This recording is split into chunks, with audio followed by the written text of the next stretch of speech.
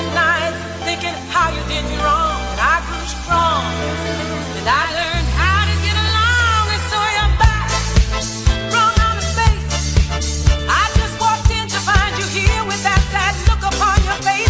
I should have changed that stupid lock. I should have made you leave your key. If I'd have known for just 1 second you'd be back to bother me. Go on now, go.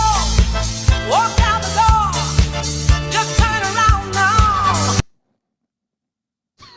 Welcome, everybody, to a very musical episode of VFX and Chill. First off, that intro relates to what we are going to be teaching you today.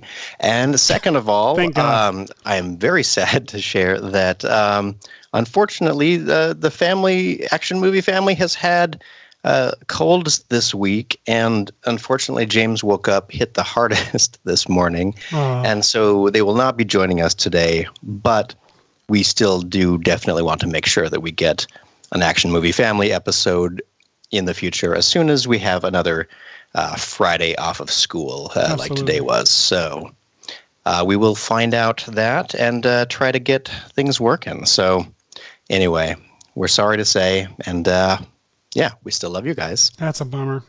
We wish James full recovery, of course. And everybody else. Yeah, of course. Obviously. We don't want him to always have a cold. I love the pause afterward. Like everybody was considering whether or not they agreed with me. I mean, I think he's kind of a good guy. I don't want him to be fine. Yeah. Kyle, know that it's not a hand puppet. Just you wait. Just you wait for this episode with Raptors. So I'm a little thrown off because I was planning on doing a little bit of cleanup for the first half of the show while we were talking to your family, and we're going to jump right in now. So we don't have a really structured agenda. So I don't. Hash, you did the most of the. So maybe I'll start with. It all starts with Sinead O'Connor, and let me see if I can pull that up on my screen over here. Well, I don't know if it starts with that. So what happened? Well, that's a good point. How I started how with the did we Tom get Cruise here, movie Seth? trailer is what it started with. Yes, so way back when. So we got our account back. I'm sure we talked about this. Is wonderful. We talked about this last week. Very exciting. But wit Raptors. It's no H in with. So Hashi, you had started doing some experiments with Move by Maxon and getting you tracked your face. This has been a long week if that was the beginning of this week. It's been a big week. Well, honestly, I think what had happened a couple weeks ago, we did an episode where we were in the quantum realm as little mini MODOKs, and Seth figured out how to bring in the geometry of a Moves by Maxon performance and replace our little CG head versions so we could have this funky little intro, which was pretty fun. Let me see if I have I'm pulling up the Twitter stuff. Oh, perfect. So yeah. Well, the intro, if you want to see the intro, I believe was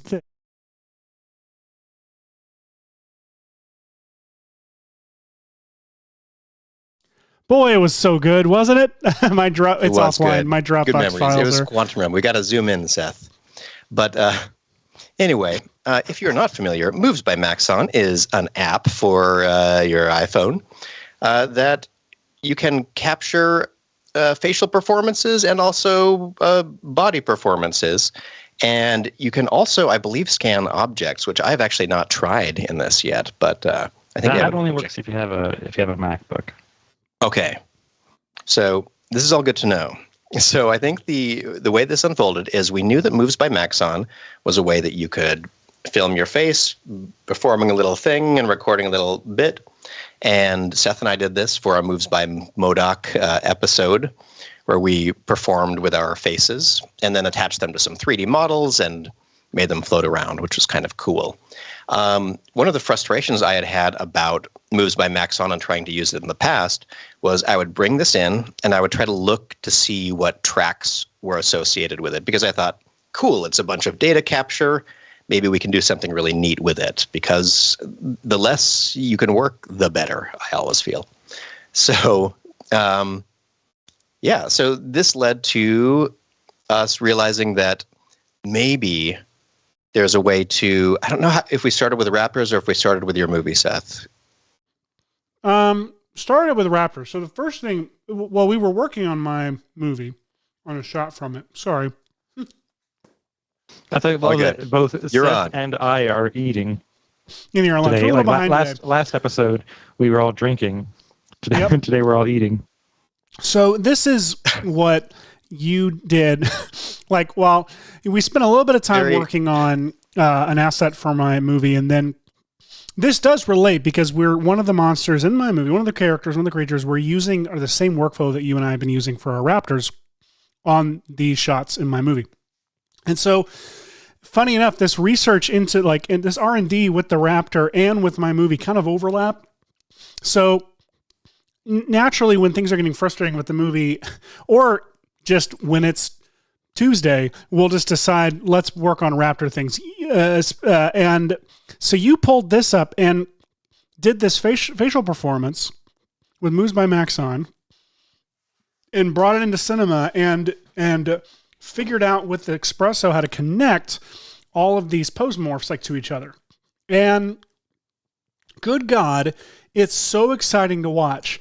And you then, it was the next day, I believe, after work, I was sitting, it was the end of the day, I'm watching Shark Tank with my kids, and you posted a slightly more advanced version of this. And I think it really was just this that we came up with during the day. And then later in the day, you sent me a message that was like, oh my God, pointed at a TV. I just thought, I was sitting there and just I was like, urgently in all caps. I was like, I know that this works in AR. I know this works with 11 Apple's PM. AR kit. So I assume it needs the infrared. Because it only uses the front camera. It won't use the back camera. And then I was finally just like, I wonder. And I turned and pointed it, and it gets to Mark Cuban's face, and suddenly I see on my phone screen wireframes show up on Cuban's face. And I wasn't able to get up and go to my... What? And exclusively Mark Cuban's Only face. Mark Cuban, weirdly enough. So I can't get up and go to my computer because it's family time, and I've promised that I'm done working for the day. And so I'm freaking out. I just go into Slack and I'm like, pointing at a TV. And then you an hour later, you send this back. And I am still blown away by this thing's existence and how it looks. It will not play right now for me, and I don't know why. Twitter? We just blame Twitter. Just plain Twitter being Twitter. So we could just blame Twitter. Blame Twitter. Exactly. Right. I see. I'm picking it up. We'll just go. You could just download the file and play it. It was in our Slack. It is in our Slack, isn't it? Where is it? Yeah, it's in our Slacks. Here we We've go. got baloney in our Slacks. Download. Save. Look at that. Because this is really best experienced as the full, Now, Hashi, how did you decide on this clip to puppet? I'll explain. So you send this, you post this, and I am like, oh my God, we've broken new ground. When you see the Raptor's eyes close, suddenly this thing that we've been manipulating for our own good has gained sentience, has come alive. I am very scared. Right here, I am scared for our future now. I mean, look at this.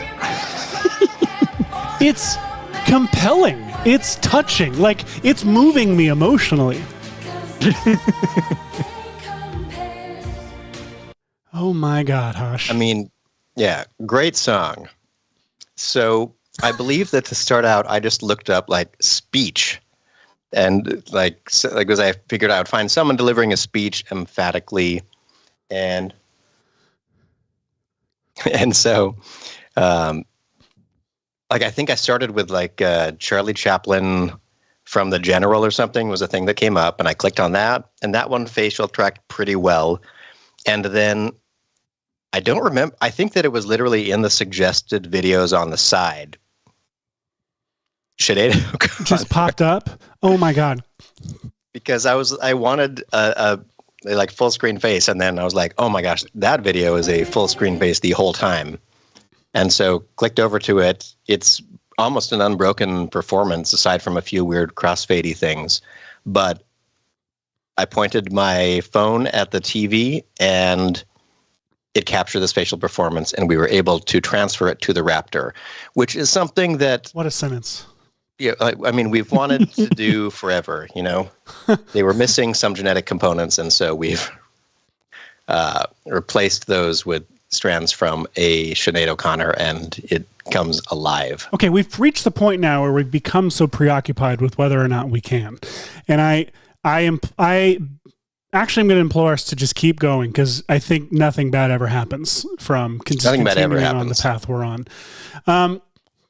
So that is all a very long-winded intro to the idea that Moves by Maxon is this app that's been sleeping somewhere in the on our phones and like at the company. And I knew that it must be powerful, but I had no idea what you could do with it. And the last couple of times I tried, I was too ignorant with how cinema worked to be able to get access to any of this data. And finally, because of the poking and prodding we've done for exploration on Sketch, for Seth's movie, and for Raptors and raptorizing things, we have ended up here.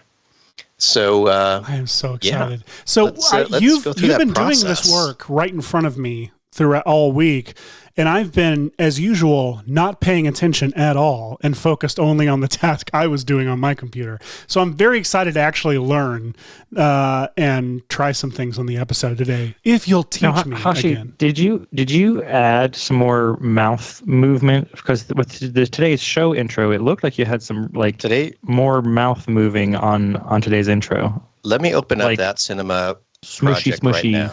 Well, Hashi's also had a couple meetings with our, actually skilled, smart trainers at Maxon since he made the Sinead O'Connor video. Yeah. So he's becoming more powerful. There were already. A bunch of things that I could not figure out how to make more user friendly. And so yesterday we had Athanasios Pozensis stop by our virtual office. That's the nose man.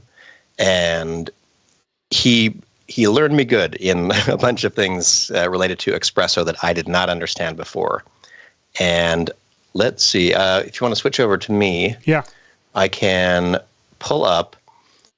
This is the, let me see, I'm going to turn off the music for now. But this is my, what played during our intro today, I Will Survive. And so now... Which we have to play as our outro because it was so beautiful. Lovely lighting too, by the way. Thank you. So here is the pure performance that is being transferred to our Raptor. And look at this playback. This is so great. It's wonderful. So what's really nice about this is there are several things going on here. Now, when you animate a model in Cinema 4D, there are a couple of ways that it can be done. One is like a rigged skeleton. You can see that kind of in the X-ray view of the Raptor here. That is what Seth and I have been working with in general. In fact, I can probably open up what we usually have. We go to our Raptor assets folder, which I, again, just love that we have. And it's frightening in there, though, I will say. So we have our default head. So every But with Raptors begins with this default head. And actually, this one says default head Bingo. with neck. Dino DNA.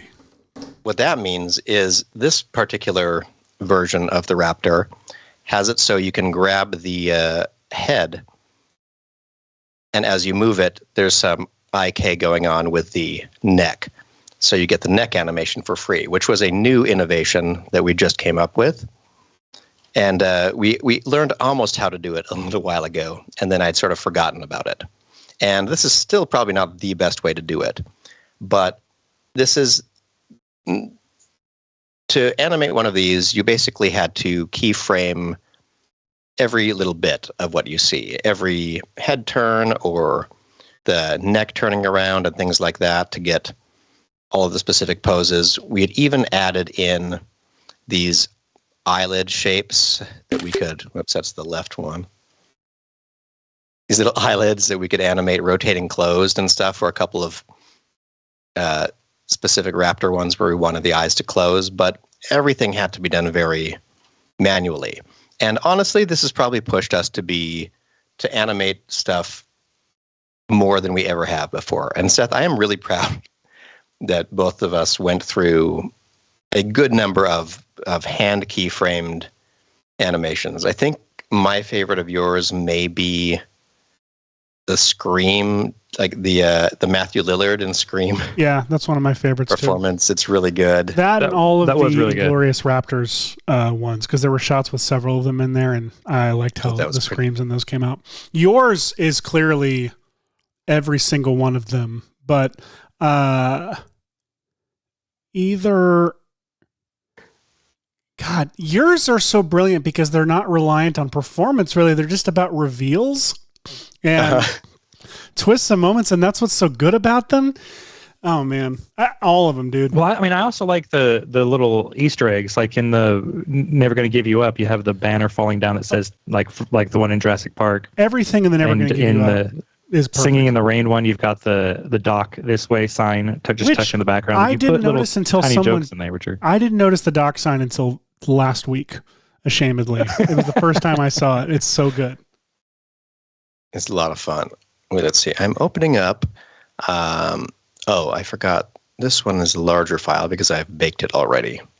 But here's a couple episodes ago, we did a little bit of a Mandalorian exploration. And during this episode, we learned about blend shapes. And this is the other way that you can animate things. Post-morphs. So check this out. So with just a couple of little tweaks, this isn't motion captured. This is keyframed, but it's keyframed in a really fun way. It's just the face has these 4 little sliders, and I might have baked this copy. No. Oh, there are 2 copies in here. Let me delete.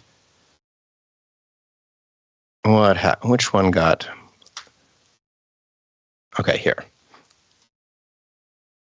All right, so here's what we got. So we were able to make blend shapes. So you can have like a dial that is mouth open, a dial for blink, a dial for the ears drooping, and an additional shape which was just sort of bring the lips together, because I found that you could get a pretty good combination that made it look like Baby Yoda was delivering the lines that were necessary. If you could open the mouth up and down, and you could occasionally make the lips pucker in a little bit. So this was a weird process of discovery that ended up working pretty well in our, I rendered that out somewhere.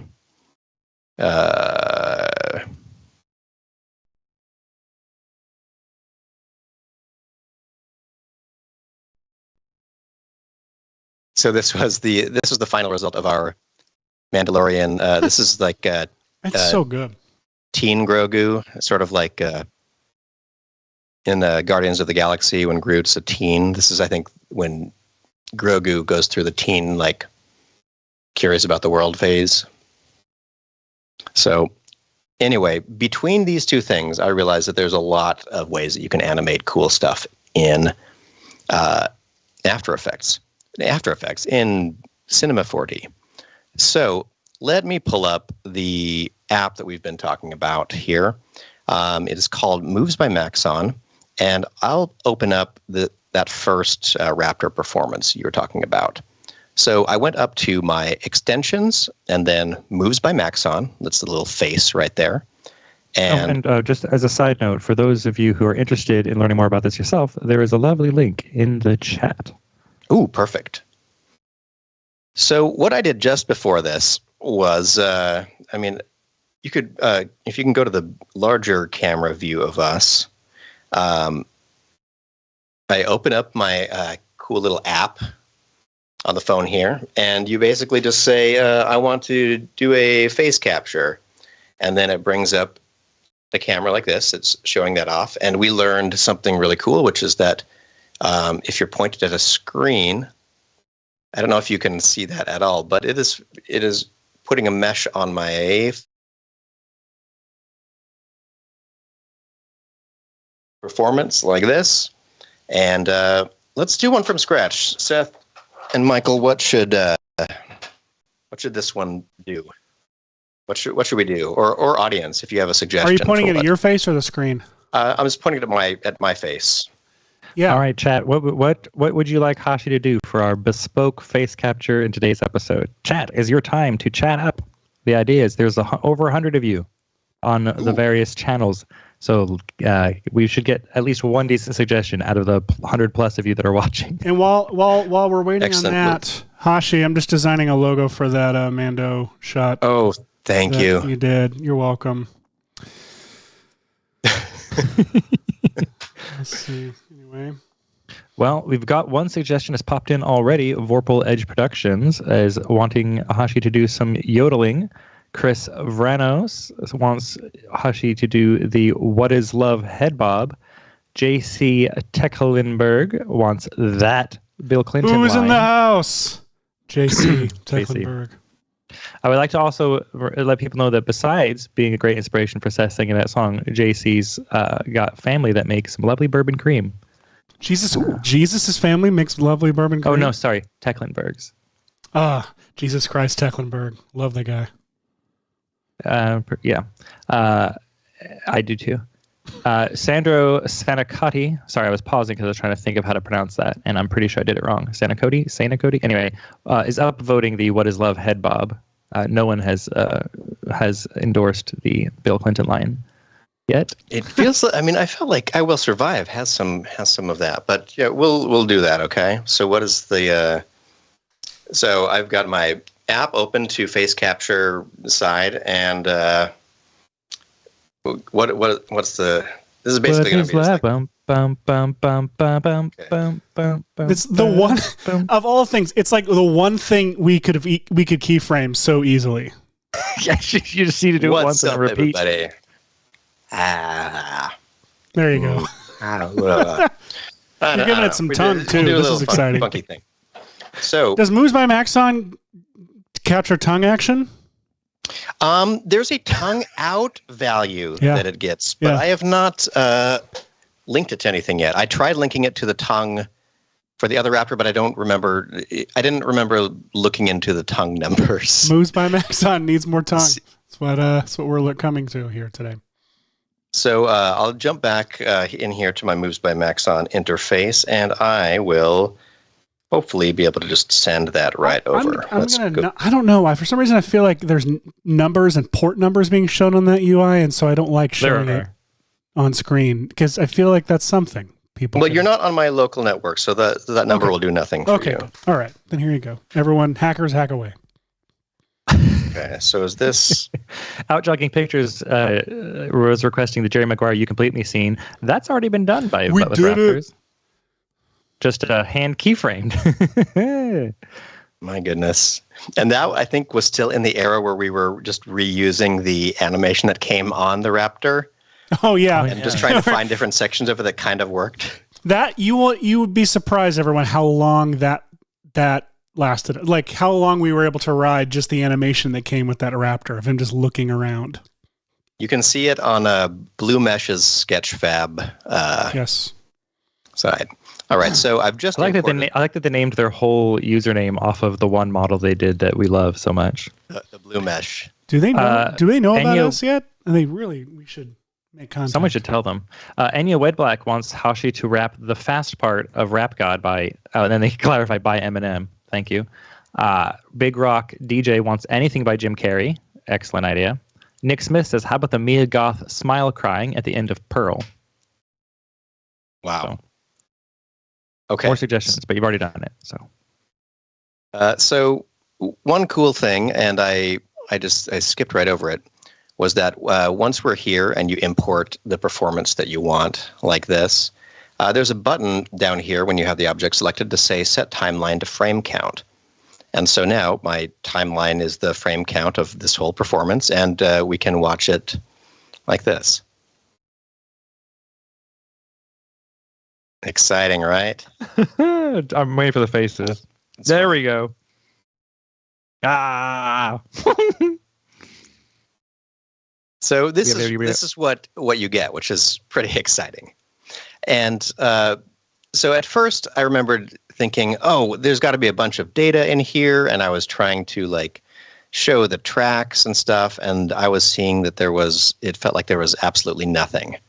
And I'm used to being able to somehow like go into here and see stuff, and I didn't see any data. And I said, like, why isn't that accessible? I want to be able to do things with it.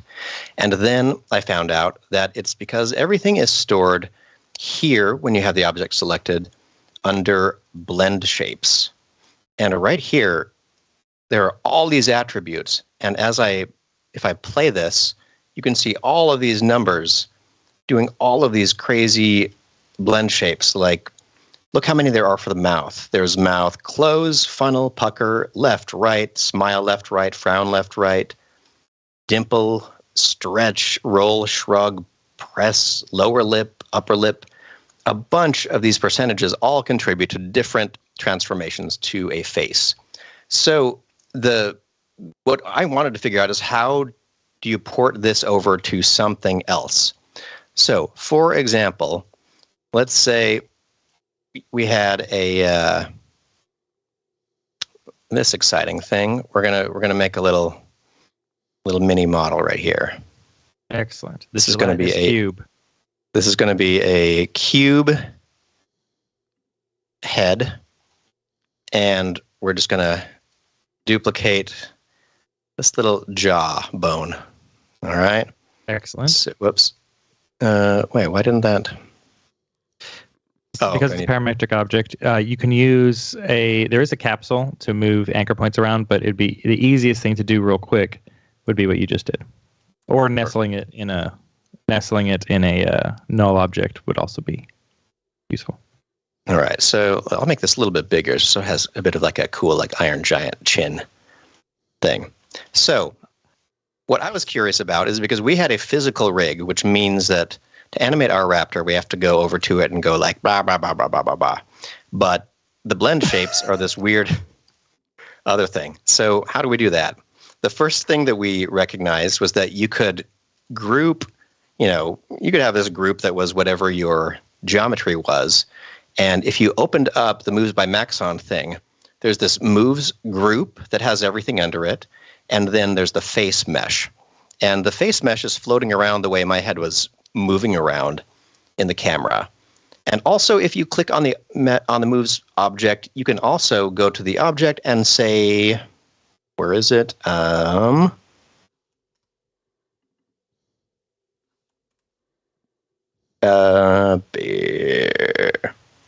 am I forgetting where this is, Seth? What are we looking for? Oops. We could help you look if you know what you're looking for. Yeah, tell us what it is. Don't move the head around. Yeah, it Hello? is in the center neutral frame, I believe. Wait, where are we? Okay, you're on that. Is it on the face mesh? No, it's on the green. No, it's on the. There we go. You'll see it right down here. Rotation and offset. Uncheck offset. Oh, there we go. All right, yeah. So you can uncheck these values right here. And now if I play, my face is totally still. It's just this data. Not creepy at all. Not creepy at all. Oh, so you got offset for position and rotation for, Rotation. I guess, rotation. Yeah.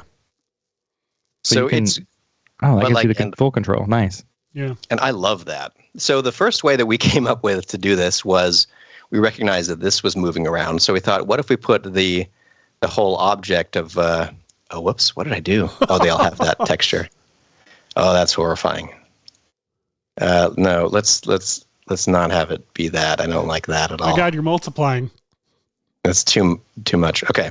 So you could, parent anything to this mesh if you want, as the simplest method of just, look, I could put this right here, and now if I play, it moves around where the head was moving and looks where the head was looking. So check it out. So now we've got... Sorry. That's fun.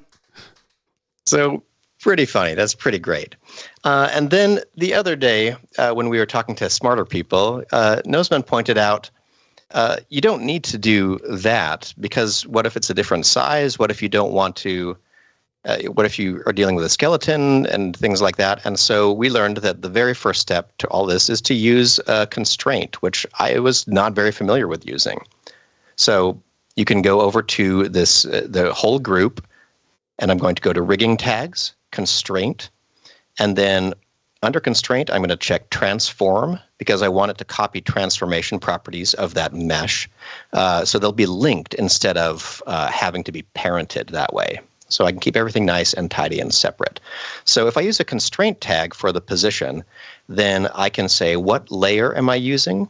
And under these transform properties, under the offset, you can say maintain the original position. So I can check that I want it to stay over here. That way I can maybe see this performance and see how it's translating. And I want it to constrain to all of the types of transformations possible. Except for scale, really. I don't really need the scale. So I have position and rotation checked. And right now, my nulls, I feel like that's a good rotation point for the base of this skull. So we're just going to go to this tag, and right here where it says target, we're going to drag the face mesh into there. And as soon as I play, look at this. Now we have one thing copying another. There's two of them in the car bopping. Nice. Isn't that cool? So now we've got this, which is really exciting.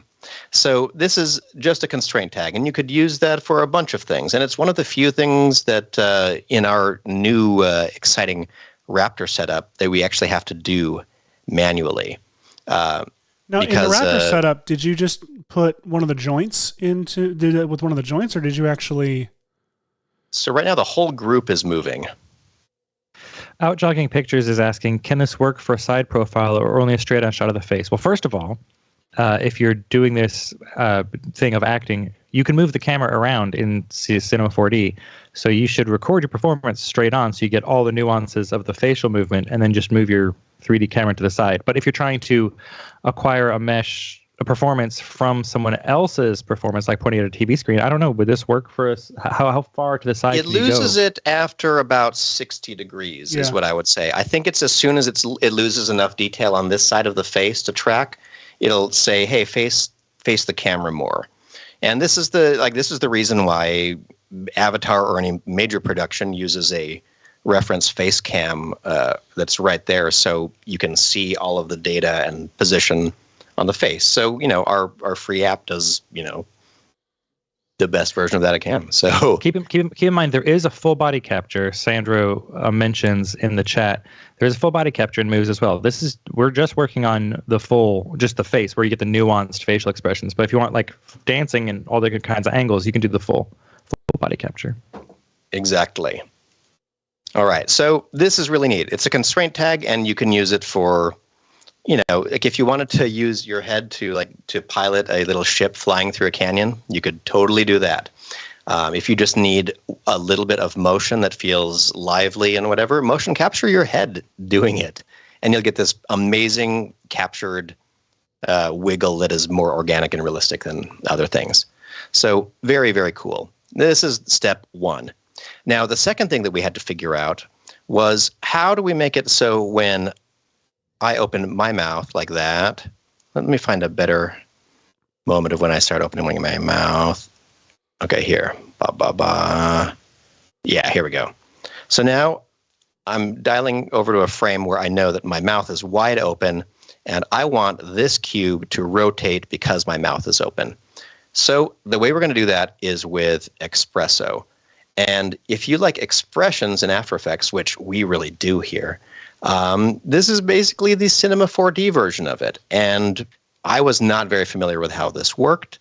I had seen Noseman do some amazing stuff when we were working on a short for Venom that I don't know why I didn't get finished. Someone I forget. Dropped the ball there. So I'm going to create a new null object, because it doesn't matter where your Espresso tag is. It's expressions that live within this project file, which is really cool. So we'll call this the control. And then to it, we will add a programming tag, espresso. Now, it may be a little scary when you first see it, but I think espresso is better for visual artists than expressions in After Effects, in as much as it's visual. You can watch the flow of information go, because you're connecting points to, you're connecting nodes to nodes, and it's a flow of information. So you actually more visually see what's happening. Whereas expressions is just text, just blocks of text, no visual way to connect what is driving what. Whereas in Espresso, things that are driving other things are connected by lines. It's lovely. It is really lovely. So I was really confused when I first got here because I didn't know how to put stuff in here. I realized that you could right-click and then you can see all of these little drop-downs and things, but I did not know what they meant. I was not familiar with the language or anything. And so luckily, we found out that it's much more visual and drag-and-drop based than I thought. So, for example, we want the blend shape that is coming from this object right here.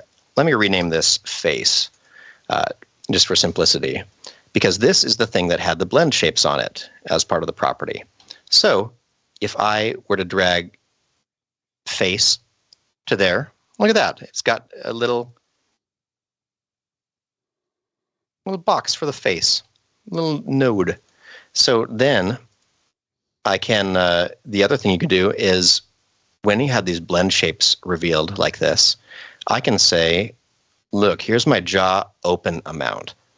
I can drag this right over to this red swatch. So all the blue swatches are inputs and all the reds are outputs. It's like a physics diagram for temperature flow or something. But I can just click and drag that over to red here. And now you'll see it's added an extra node right here to link this jaw open amount to something else. Now, handy little port added without you having to do any menus. You just drag it and drop it right on there. Dragged and dropped. And if you wanted to do this without having to go over here for some reason and just clicking and dragging this, you can also click on this red square and you can see basic properties, all these other kinds of things. You can do a global matrix of all of the transform properties, or you could go to like this one, blend shapes, and then it has all of the blend shapes organized nicely. So I could have said jaw open right here. You've got jaw forward, jaw left, jaw right, jaw open, and jaw rule. Yeah, there it is. So we did not make that joke at all this week while we were playing with this a lot over and over again. But so check this out. Yeah, drag the face in, drag the jaw open over here. And now the thing that we want this to control is this object over here. So just like we had said before, you could drag this cube object to here.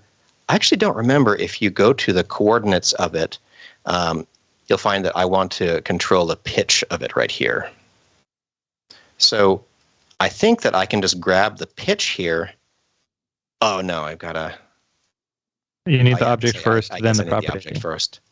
Okay, so we'll drag our cube over here, and now we're going to grab the pitch for it, and we're going to put that on the blue tab because we want to be affecting it. We want it to be the input.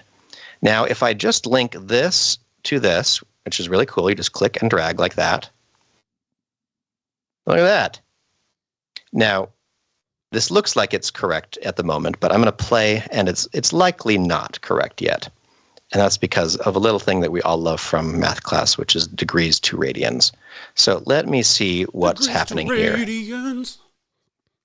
Well, the rare case where it works great. That works too. That works. It's done. Almost perfect. Look at that happy stapler. Look at this. This is a new show we're pitching. Hashi and the Stape. Is It's just so great. stapler remover. Look at this. So here we have just created our very first, very simple espresso group, and it was so easy. Isn't Actually, what if I want the mouth to be open more when it's supposed to be fully open? Like this thing, Tough, when it Michael. opens wide, it opens real wide. What could you possibly do for that? Well, luckily, espresso just like expressions, have a bunch of different things that you could do, because this is a little float data that's between 0 and 1 are the properties it'll give you for the mouth open. So the jaw open can only be 0 when it's all the way closed and 1 when it's all the way open. But it's turning that into a rotation right now.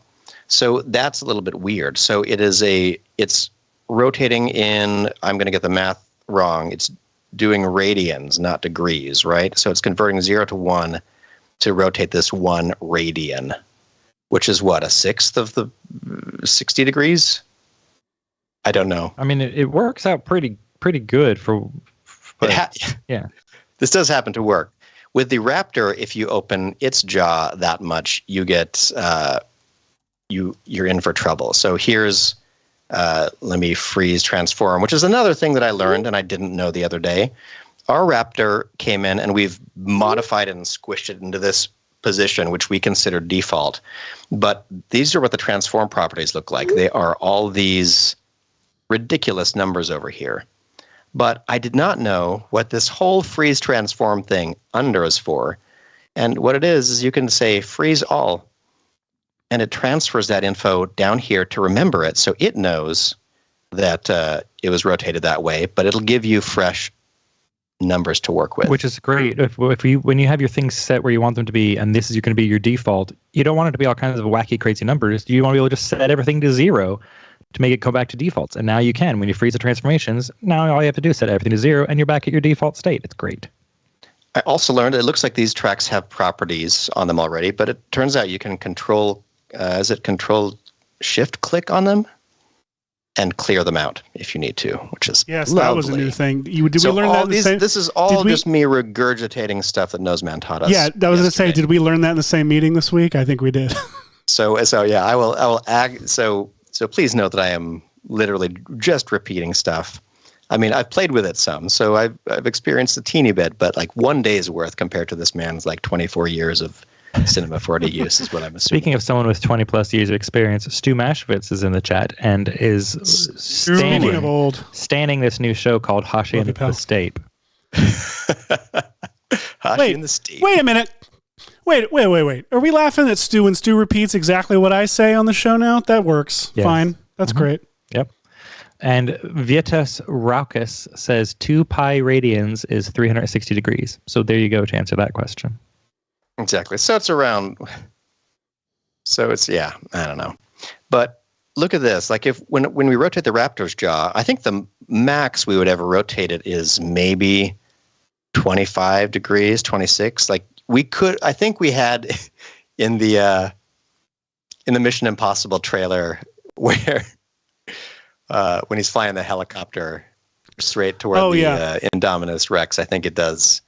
We open up the jaw pretty wide. It opens slowly with a vibration tag, which is what makes everything magical. It does really make it magical.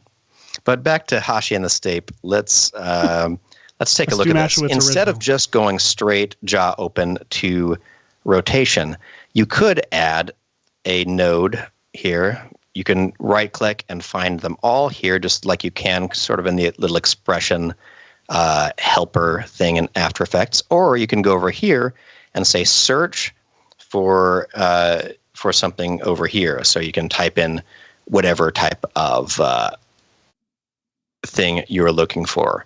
And in this case, I am looking for a range mapper. So I'm going to start typing range mapper.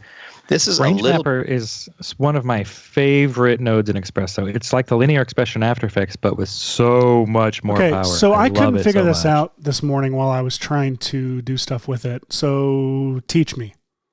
All right. So range mapper. It's if in After Effects there are some times where you'll have like a slider that goes from 0 to 100, and you want whatever that result is to affect something else by some different degree than exactly 0 to 100. So what the range mapper does is if I link this jaw open to the input on this and then the output on this to the cube here, if I click on the range mapper, you'll see over here in the attribute menu, it shows me what is happening.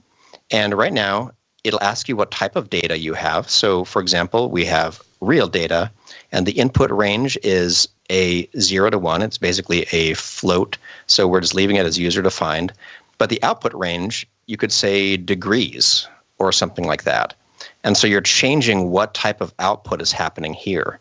Not only that, if I wanted to say degrees, because I'm much more comfortable with degrees, it will now say if the input is anywhere between 0 and 1, which this will always be, the output will then be between 0 and what number? And so I can say here, I don't want the upper limit of this to be 360. That's way too big. I want the upper limit of this to be somewhere like, I don't know. Well, let me first of all scroll to a frame that I know that this is happening properly. So where is a nice wide open mouth? Here we go. So if I go to kind of the max value right here, I can look and see that a closed mouth or a value of 0 for my mouth would be all the way closed, and the upper would be, it says 94 degrees in this case, which is funny because it doesn't feel like 94 degrees to me. Oh, it's because this is a percentage, so my mouth probably isn't all the way open. My mouth is actually, I can even tell you, it is only 65%. Okay, because that looks like 65% of 90 degrees. Did I lose anyone yet? What? No, I'm good. So your mouth is 60% open, and then it's just giving you 0 to 100% of whatever numbers you put in. You put in 0 to 90, whatever. Okay. Just say yes, Hush. Hey, Sophia! Oh, hi, Sophia. Hey. Sophia's dropping by. Hey, girl. Get them on mic.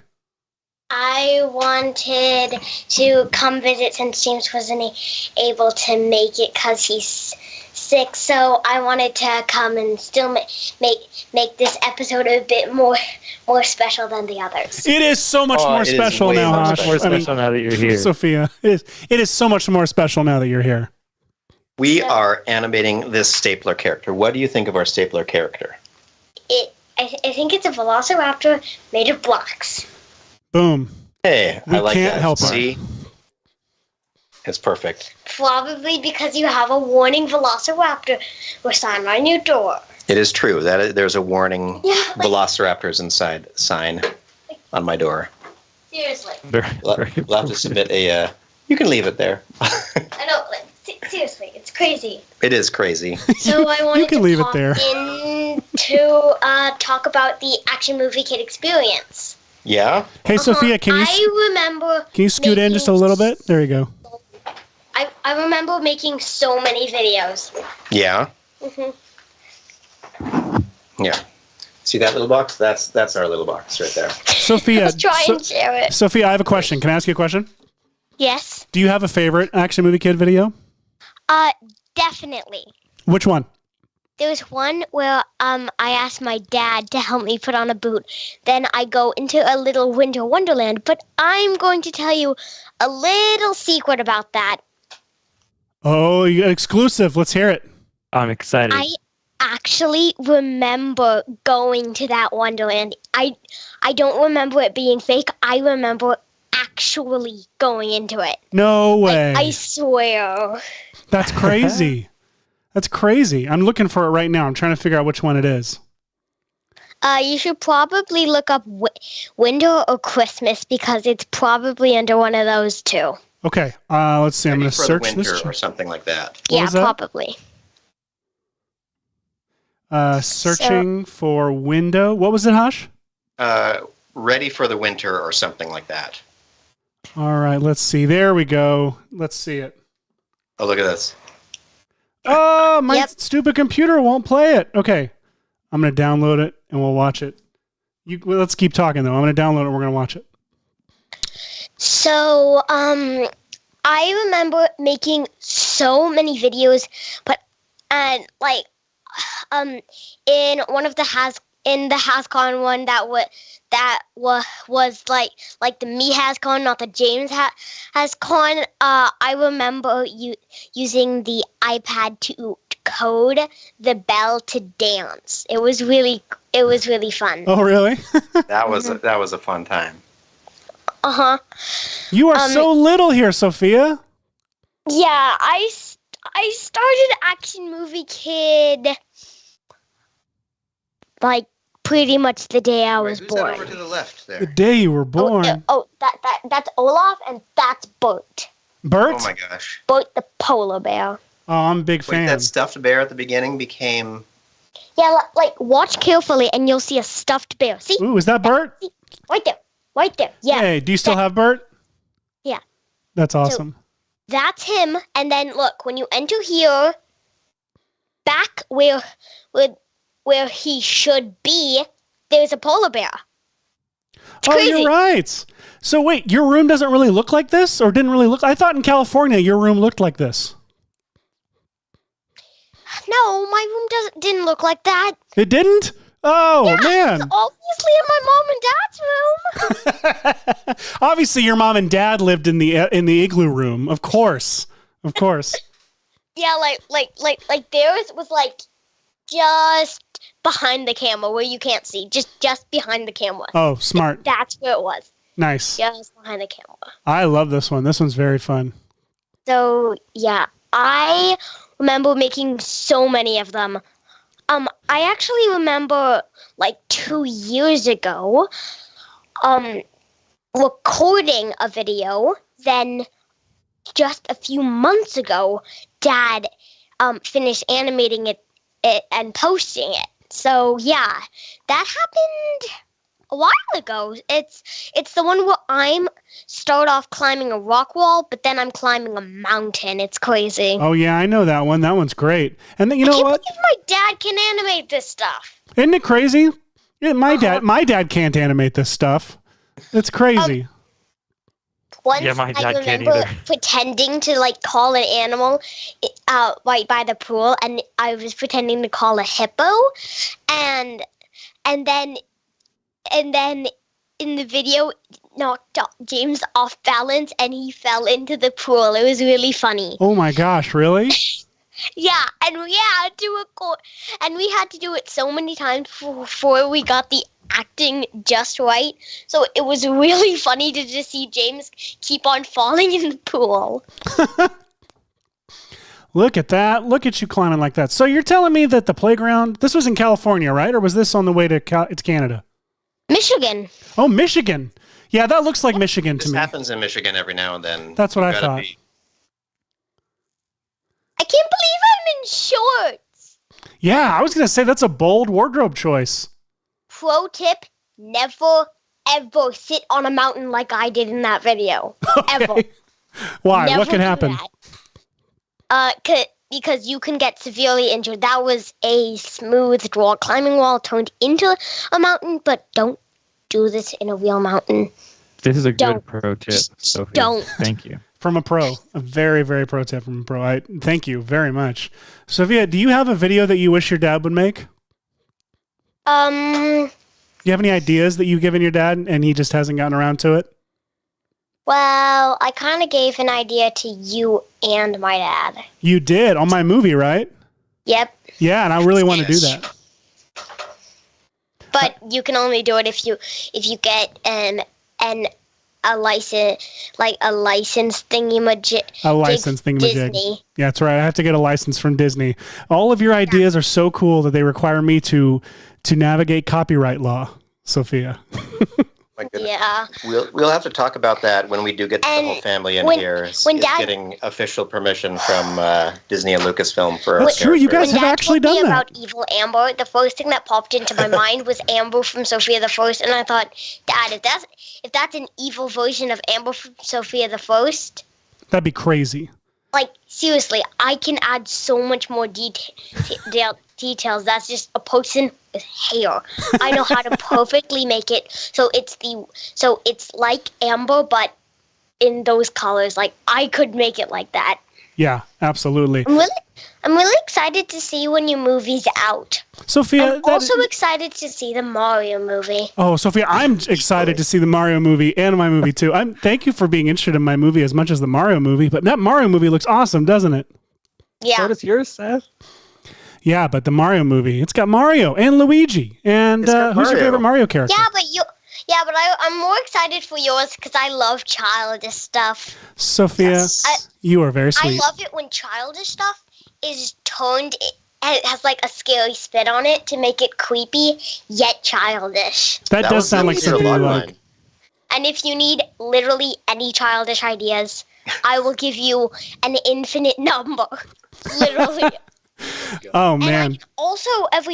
And I can also make them either like to help them or creepy. Like I can do or creative, just plain old silly,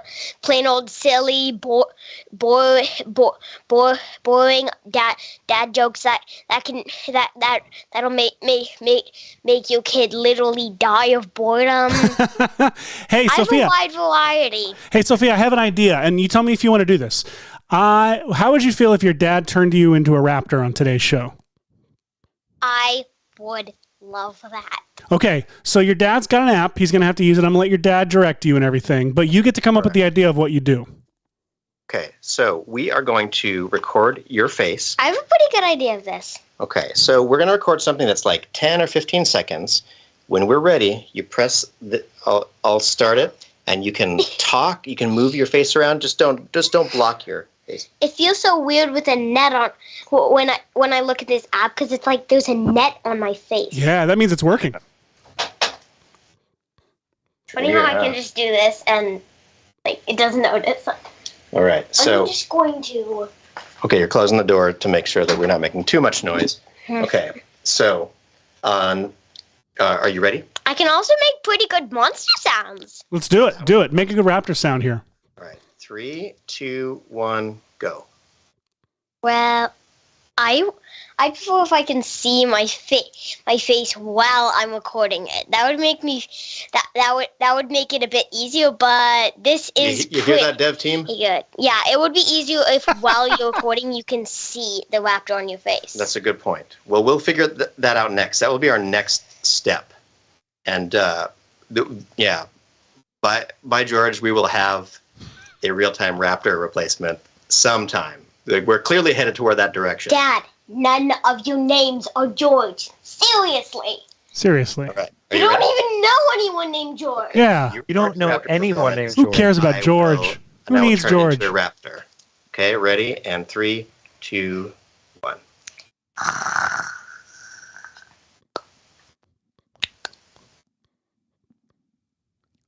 I don't know. I do not know much about velociraptors except I have watched a lot of documentaries.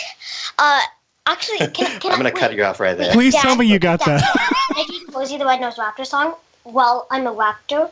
Sure, let's do that. Do it. Okay. This is going to be it. My dad's making like a little parody Rudolph the Red-Nosed Reindeer, and it's Rosie the Red-Nosed Raptor. Oh, nice.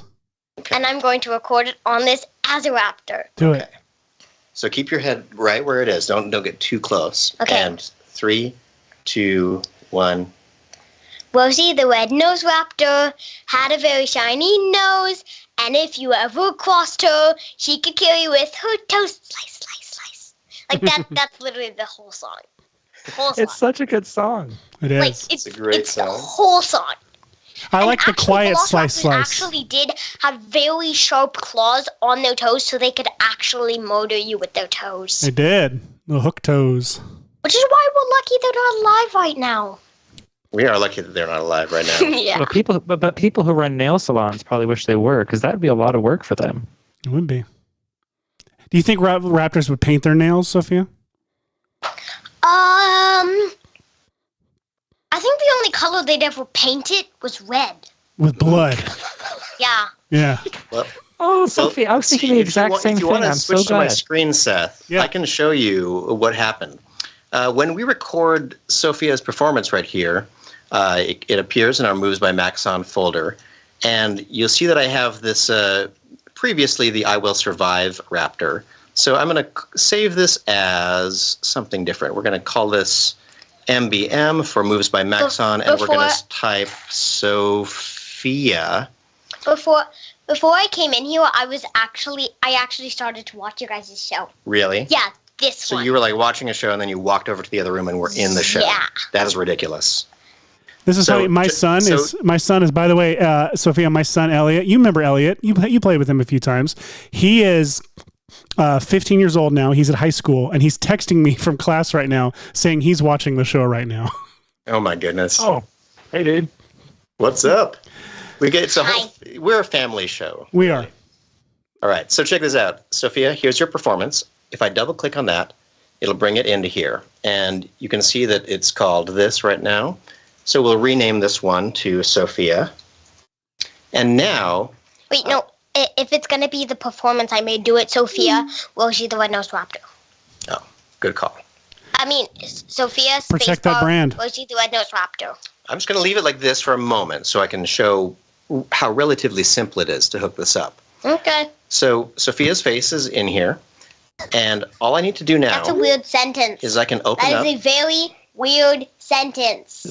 Those kind of check sentences out happen on the show a my lot. espresso rig for our Raptor right here. I love that on the show we have our VFX and Chill sticker logo is above it. This is a branded espresso rig. It really makes me is. so happy. This is lovely, and we should find out if I don't know if the Raptor model is redistributable or not. I think it's not, but we're maybe hint working on that. So. When am I going to see my face as a raptor? Yeah, win, Hosh, win. Okay, right now. Be a raptor. I'm going to drag, Sophia. Instead of I Will Survive being right here, I'm going to drag Sophia to replace that box. And now it has replaced all of this stuff with what Sophia just performed. And then the only thing that is not linked by me doing that is the constraint tag on the head. So I can go to the constraint tag now. And instead of the face from I Will Survive, I want this face to be the face from Sophia's performance. At some point, Hosh, can you walk through why you need the head to be the constraint tool? Now can we play it? Or tag? Let's play it. I'll ask Ready? later. Yeah. Let me see if I can turn on your sound. Object, play sound. Oh, the sound is... I'm probably not sending sound right now. I don't think so. But here we are. And here we go. It's you. It's me. Ah.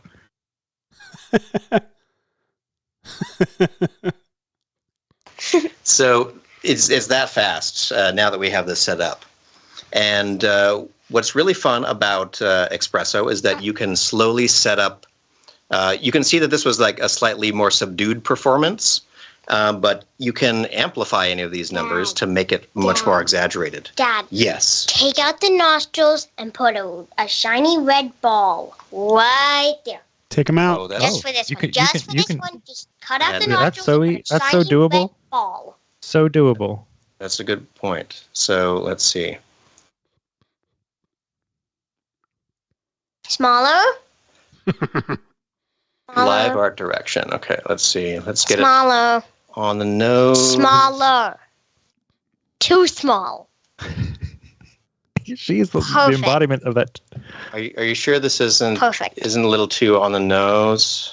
Oh. Dad joke. Dad joke. Hey, Hosh, is this Raptor file anywhere I can find it? Yes, this should be right in our Raptor Assets 3D. How are you going to turn the nose red? MBM Sophia now. Thank you. So check that out. Oh yeah, how do we turn it red? I'm going to need your help here. You're going to have to... You're already on red. Lighter? Just drank the Can you saturation. drag that to somewhere that makes it red? Because I am colorblind, and so instead I'm going to have my child use Cinema 4D because look how easy the interface is. So drag that over and watch for this one to change color. We have to. So once you let go, it'll change color. You have to let go. You also have to apply the material to the. Oh, whoops! Oh, hey, I didn't you've got realize to we selected.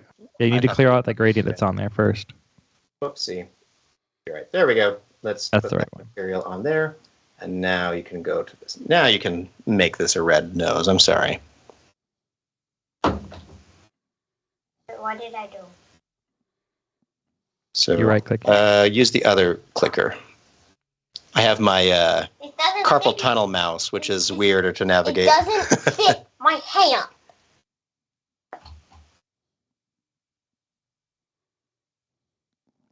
Drag it. So use the the highest button on this side. This one up here. That's the button I was using and it did something weird. There you go. Look at it.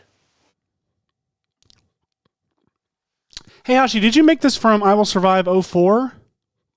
Yes. Perfect. Okay. It's perfect. It's perfect. Well done, Sophia. It's perfect. Yay! It's perfect. And then we can Can press. I click the button? Can I click the button? Not over there. Not over there. That'll log us out of Skype. What is that? What does that blue thingy? Oh, that is the playhead, which the old movement in here is a little bit longer.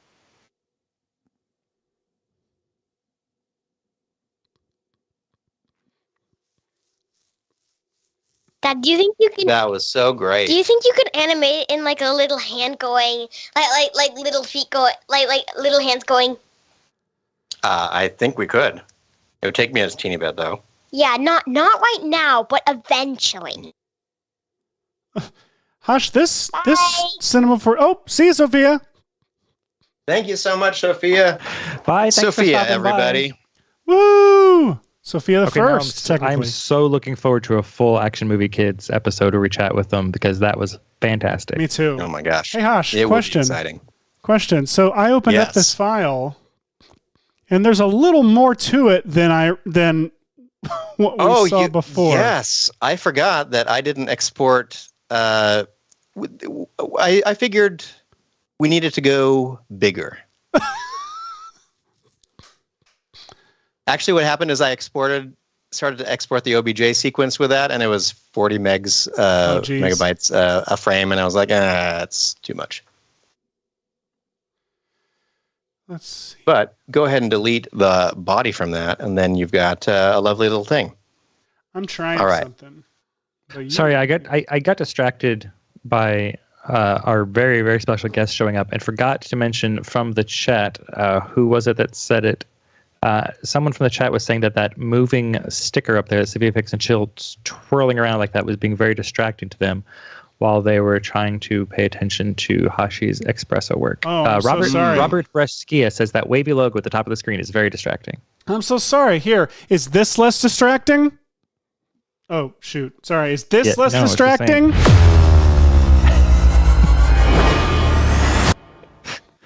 There you go. We'll do the whole show like this, and we won't send you Love glasses. Hang on, I've actually got 3D glasses now. Where'd I put them? Oh, put them on. Finally, I can finally do this. Oh, I'm so sorry. Ooh. That's it for today. No, I'm just kidding. Here, Oh. put them back on. Here it comes.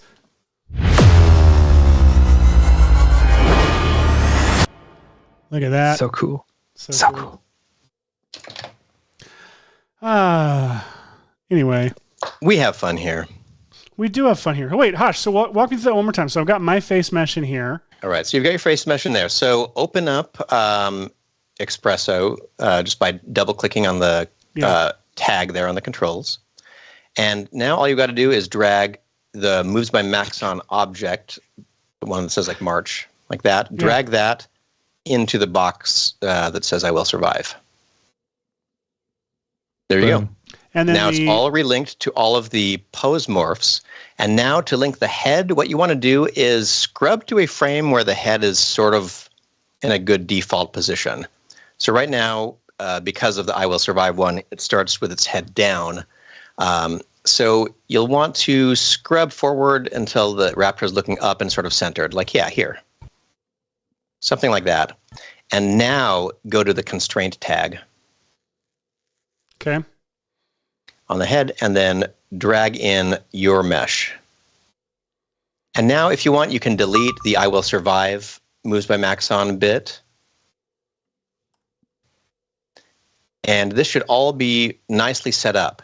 And you'll see that it's looking up a little bit comparatively. But look at this. That's how fast we can do these now, folks. So here's the thing that I'm interested in. Well, the camera's all off. Because Moves by Maxon captures video too, Mm-hmm.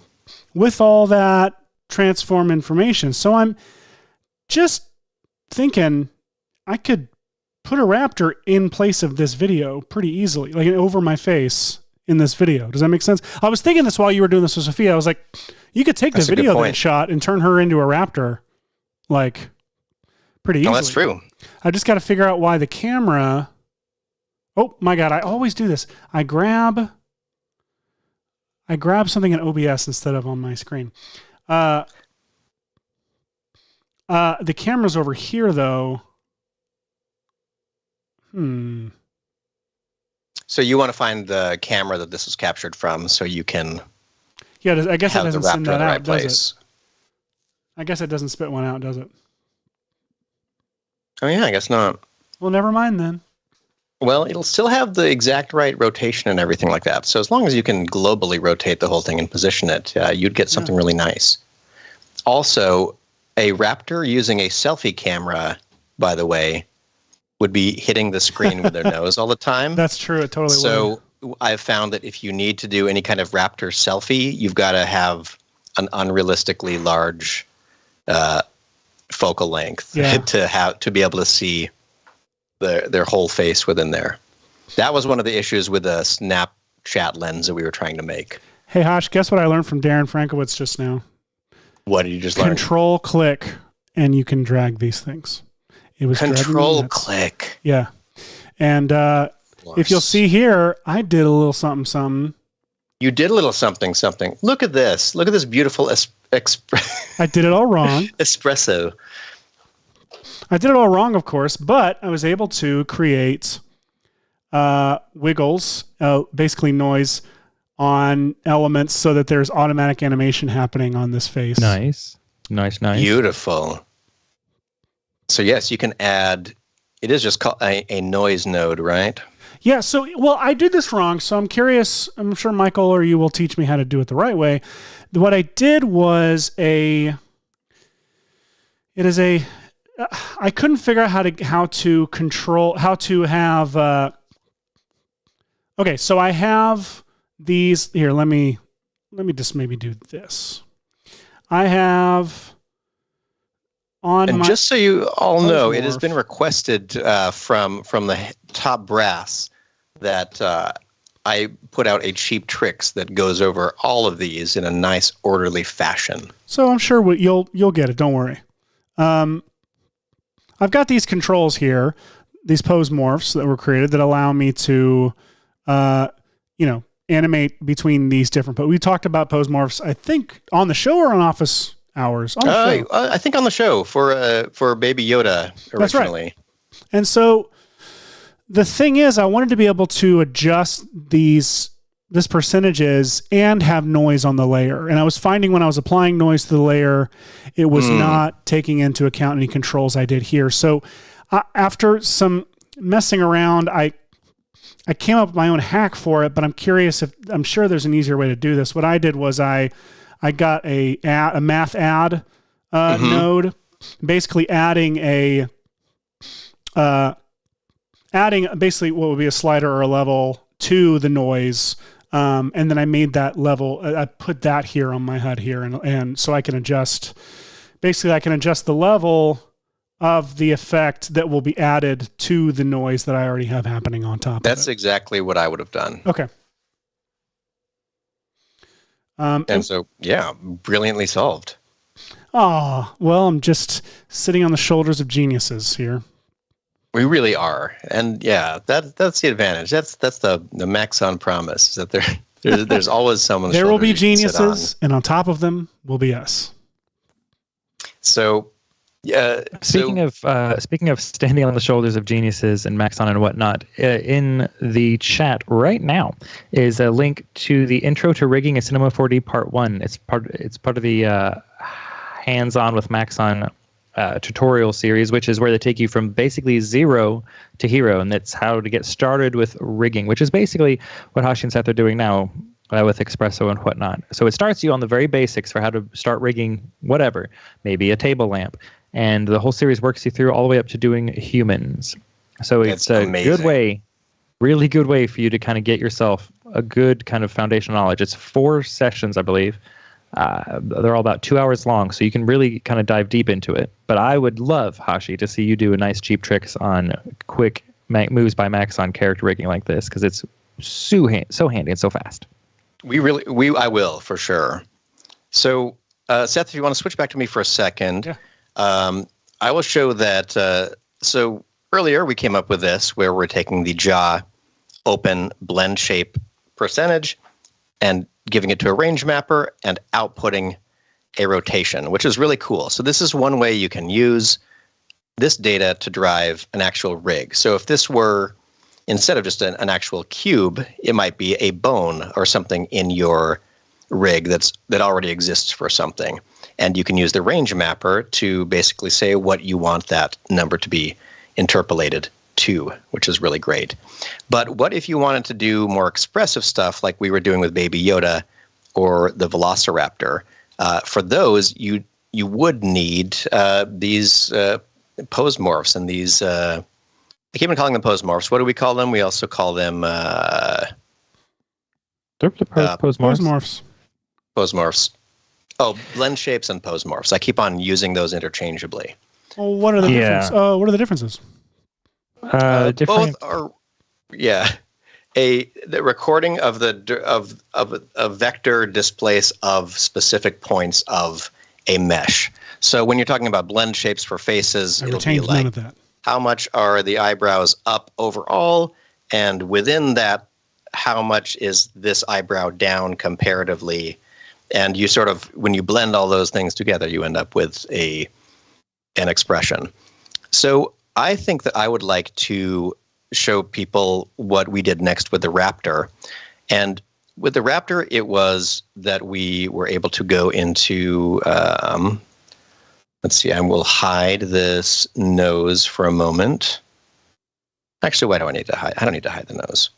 But I'm going to reveal the Raptor's geometry. Where is it? Down here. You'll see this little tag right here. And this is my pose morph tag. And you'll see that I've created a whole bunch of pose morphs on this Raptor because this Raptor is very important to me, that it can express itself in a lot of ways. So if I select this and click on the tag and say edit mode, I'll switch to I think I have another camera back there.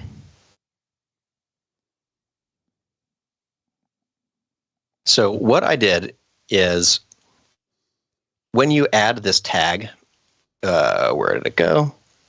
This pose morph tag to something. I believe that it's up here under, what is it under? Is it under? Pose morph tag is under tags. Over it in is. There is a tag here. Yeah. Is it under rigging? Rigging pose morph. There we go. So then when you've added this, you'll see this little menu right here that has a toggle between edit and animate. When you're on animate mode, you can see all of the shapes that you've created and have a little slider for them all. So you can slide something like this up and down. For example, like I can say scared eyes. So look at that Raptor getting worried. Or angry brow. Grr. Mad. So this was a lot of fun to do. And it may feel tedious at first, but it's actually a lot of fun. So fun that I think we should find another model and quickly do that. Create some of these so people can see how you would go about creating something like this. So again, in edit mode, you can see all of your different shapes.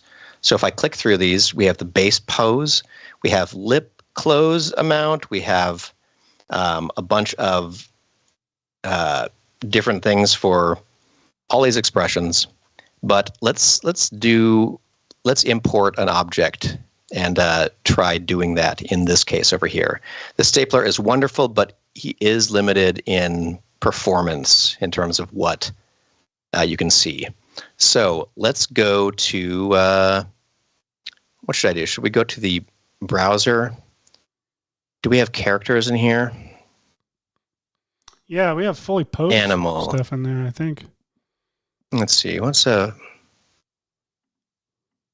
to find some, or maybe let me look up tune. Cartoon. What are you trying to look? What are you looking for? There's mice. You could type mouse. There's a bunch of. There's Flavio. That green creature, that Shreky looking creature. It's named Flavio, I believe. Flavio, that's lovely. Wait, let me see this raccoon. I don't know. I don't know if this is. It's a scene, so it might have. Oh, this is all rigged up already. And it's great. It's a very cool rig. I've seen this rig. Oh, that's amazing. So, what is this? Okay, don't have time to figure out this rig. So, I'm going to. I want to show how to do this from a mesh. Should I just use Baby Yoda again? Obviously. All right. So let's merge project with Yoda was in the Mandalorian episode. Elements. 3D stuff. Baby Yoda stuff. I'm so good at naming things. Baby I love Yoda that when Sophie was here, she was like, name it. You should always name your things. You should always name your thing. All right, so here we go. We've got this Grogu model. I'm going to scale it down. Let's hide the asset browser. So we can show you sort of what I did the other day. So we've got this Yoda, and we could do basically the same thing where we could copy the constraint tag over. Let me find out if I'm pretty straight at the beginning. Then I can copy the constraint tag from the null here to Baby Yoda there. Oh, whoops, I forgot. Let's see. I guess I should have frozen its transform first. I don't want us to get too far along before I point out Frigby Chillweather is complaining that the stapler's performance is too stationary. Well done. Seth, Seth, where did you end the dad jokes drop go? Two great opportunities to use it today. Right here. You've missed both of them. There we go. Sorry, Amazing. I was trying to facial capture some random monologues. I'm having trouble. Let's see. Hashi, I think for this Grogu head, we should use some inverse kinematic bone link structures to make the ears automatically flop around. Kinematic bone That's a link. great idea. But mix in some pose morph stuff with it too. But that's more. I think that'd be more for another episode. We've only got 30 minutes left in this one. We got to get through this workflow first. But I do want to try that out at some point because I think that would be great. Because you want it to bounce around with the motion, but you also want to be able to control it for emotive and emoting purposes. So someday I would like to do that, but today's not that day. I have two other special guests. Oh, hey! Gray Hello, Bear special guests. and White Bear. They just wanted to say hi to everybody. Gray Bear and White Bear belong to Sophia. I was like, Hosh, where is it? Way, what's up? Well, my bears wanted to be on the show because they heard I was on the show. My bears say hi. What's up, bears? My bears like velociraptors. They do? They also like Baby Yoda. Who doesn't? Yeah, someone even literally wrote a song about Baby Yoda. Was it this song? That's true. That doesn't like Baby Yoda. Oh, wait, was it this song? No, that was not one. Damn. No, it's Baby Yoda. It's called Baby Yoda by Chewy Cat. Does it go like this? CC ball action. Nope. Okay. Well, too bad. She's like, you're so wrong. Well, it's called Baby Yoda by Chewy Cat. Oh, let's see. I think I have a button for that. Is it this? Nope. No? Okay, listen to the whole thing to make sure. Oh. Is it this one? That's my favorite one. These are all really silly. They're all really silly. What about this one?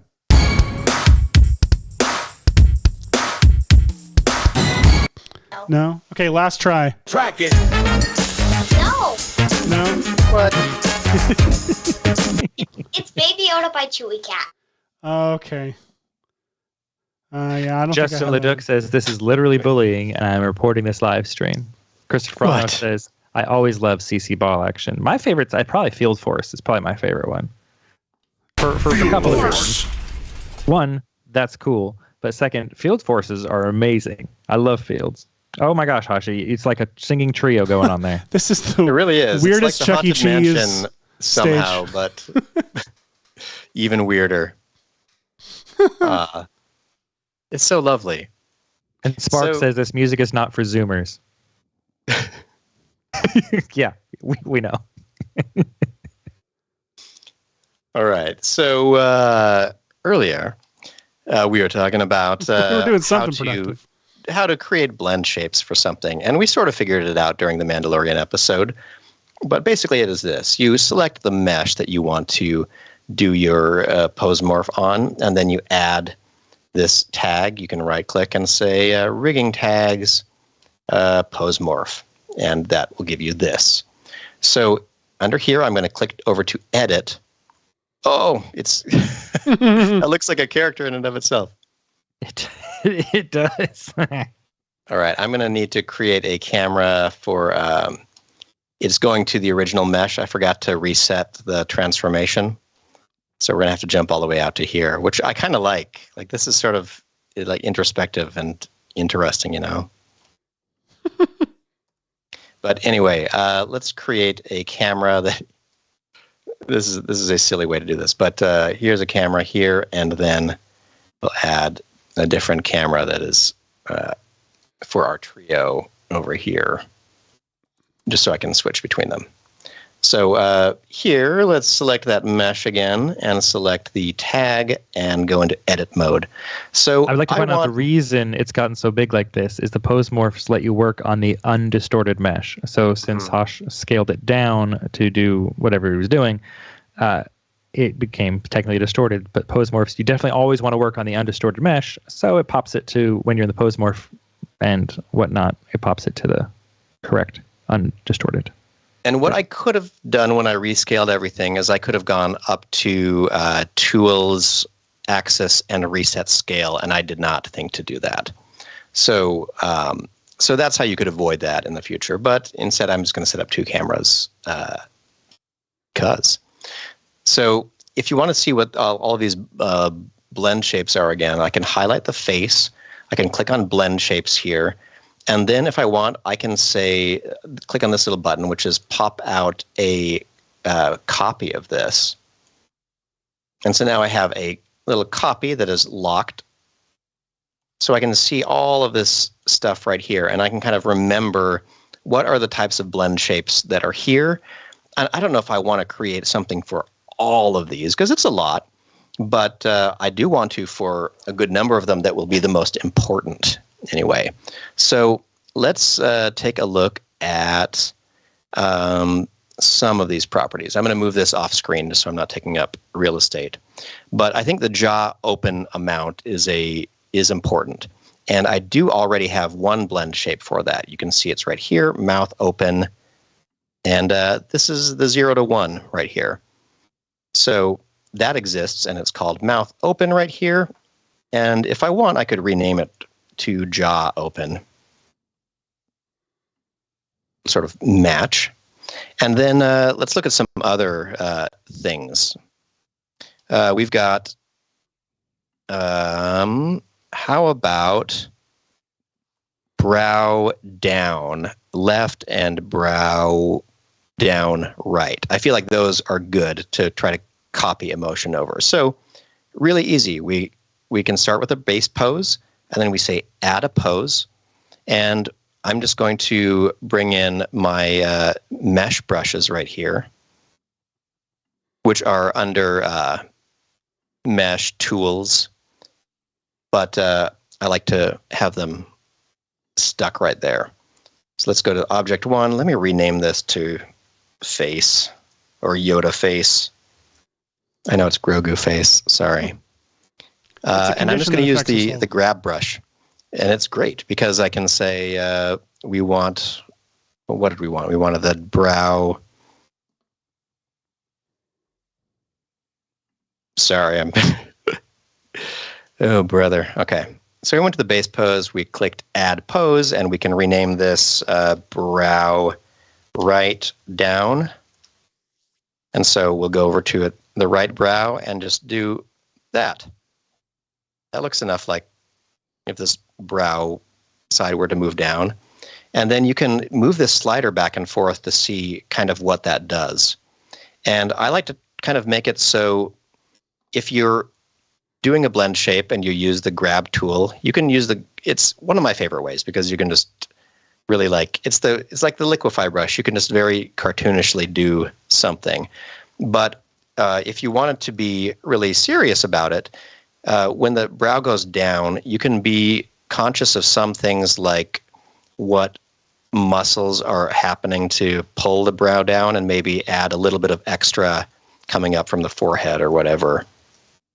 Doesn't matter. But there's the brow right down, and now I can snap back to the base pose and say add another pose, and we'll call this the brow right down.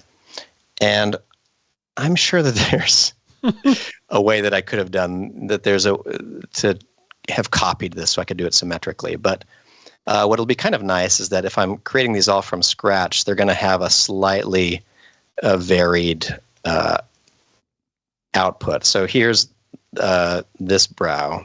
Oh, did I call this right as well? Don't do that. Don't do it. Yes, when you're doing character rigging, it's always good to name your right and left, not your right and left as you look at the character, but name it the character's right and left, because the animator is always, you never know where the camera is going to be in the scene. It could be behind, it could be in front. So right and left, if you're doing it from the camera view, is going to be quite relative. So always name it to the character's right and the character's left. Precisely. So now that we're generally done with that, I'm going to get out of edit mode and click on animate mode. And then we're going to just get out of, let's see, what have I done? Are all my,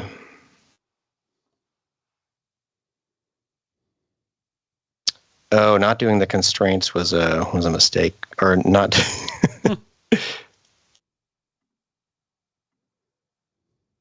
I feel like I've done something bad by having it. My Yoda face is too big now. No, I was showing this off so well a second ago, I thought. It's okay. Keep going. You'll do this. Wait, so what happens if I scale that down? Does it lose the pose morphs? I don't remember. How big is it supposed to be? It's supposed to be here. I don't know what just happened. I don't know if I've messed it up forever. Edit. Yeah, okay, so the pose morphs have the scale mixed into them. Whoops. Oh no. In that case, I'm just going to... Let's see what happens now. So this will play and the whole thing is moving around. Okay. It's much bigger. That's fine. Sometimes we have unrealistic, scaled characters. So what I'm going to do... Oh, this is so embarrassing, everybody. No, it's not embarrassing.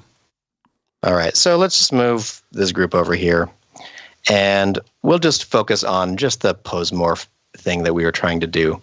So we have this Espresso editor, which is neat, and it's very simple right now. It's just the face, jaw, adding to the rotation of that thing. But we want to make some Baby Yoda Espresso now. So we have our face in here, and we have the jaw open amount. So I'll leave these linked up to the stapler over here. And I could create a whole new X group, I guess. But instead, I'm just going to do it all in one big thing. So for the face, I want to grab some of the blend shapes. I want to grab the brow down left and brow down right. Everybody brow down. Brow down, everybody. Julian Kin Archet says it grew goo. And Enued Black says Grogu's face looks sad. Oh, I'm sorry. We'll add some smiling stuff to this in a moment. So now that we have Yoda face dragged in here, we can access the blend shapes just like this right here. They should be under. Oh no, it's not the Yoda face thing. It's the I'm deleting that.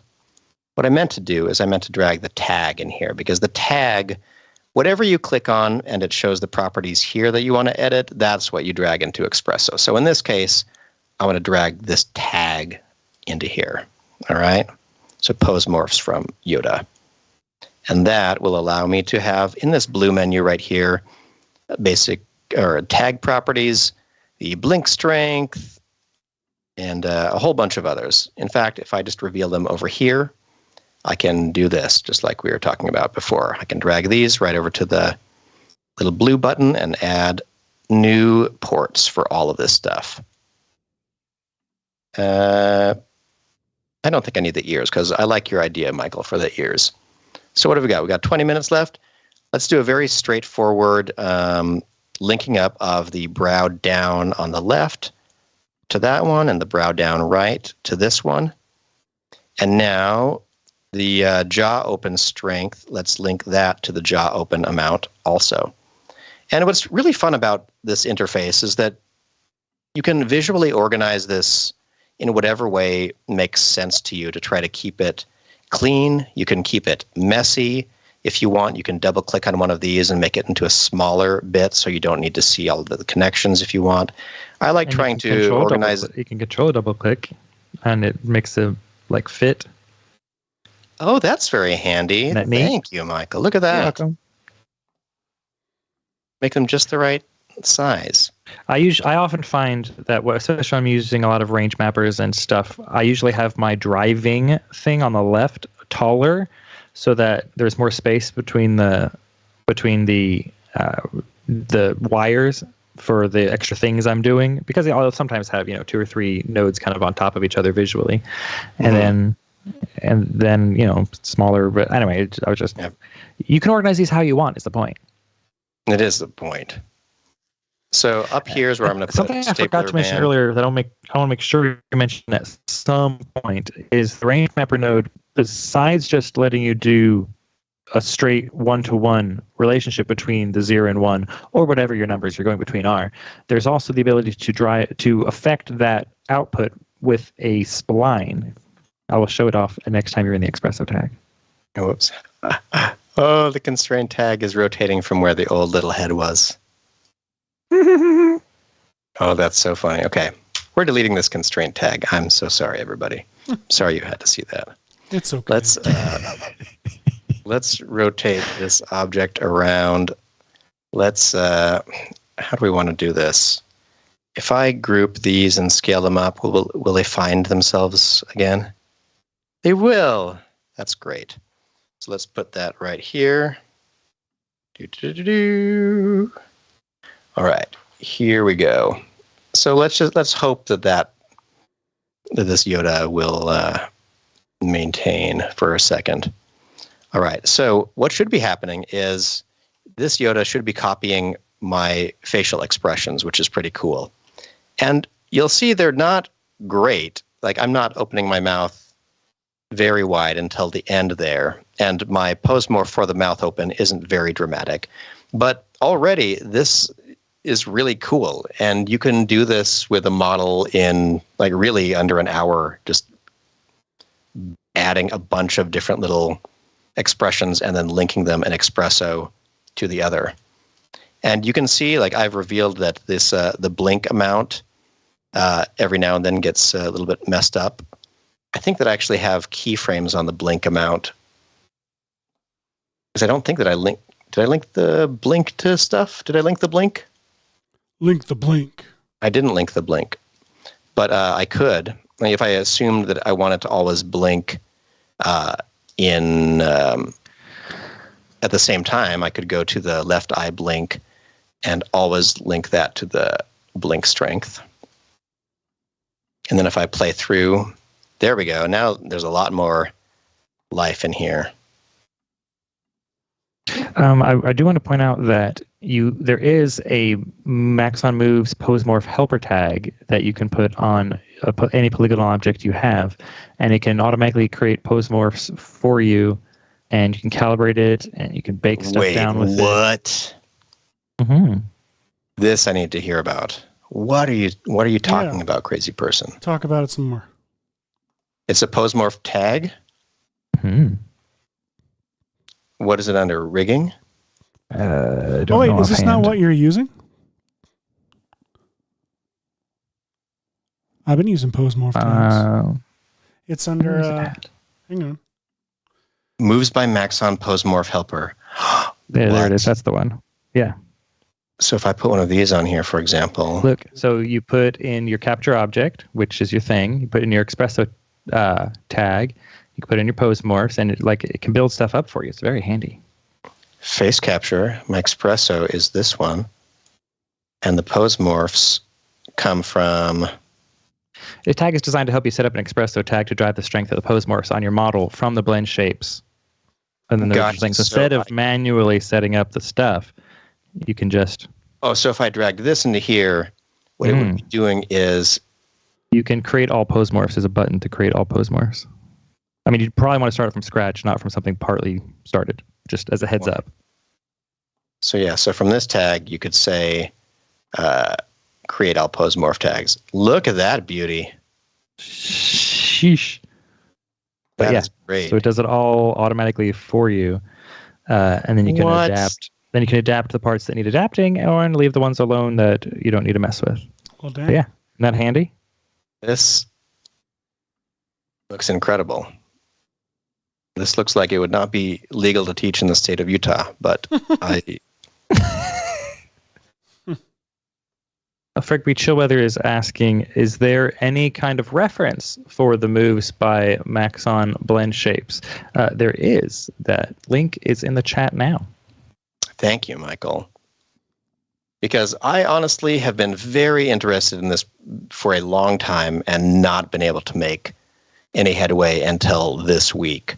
And honestly, just understanding that the blend shapes, once again, live right here on this object. And if you drag them into Espresso, you can access them all like that. That's basically the hint that I needed. What's under that extra data tab, Hashi?